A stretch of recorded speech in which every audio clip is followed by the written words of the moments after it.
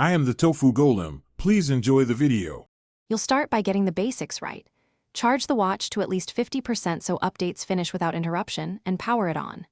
Next, install the companion app on your phone and enable Bluetooth and location. This links devices and syncs data.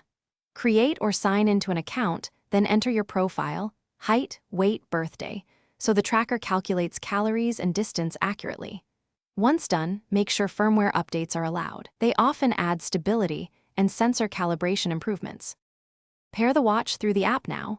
Open pairing, pick the device ID, and confirm the pairing code shown on both screens.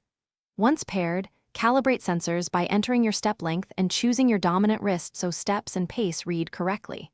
Set daily goals for steps, active minutes, or calories. These direct how the tracker nudges you.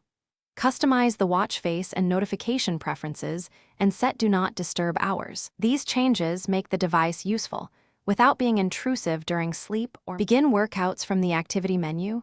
Choose walk, run, or cycle, and if outdoors, wait for a GPS lock to improve accuracy. During exercise, glance at heart rate and pace, but focus on consistent effort.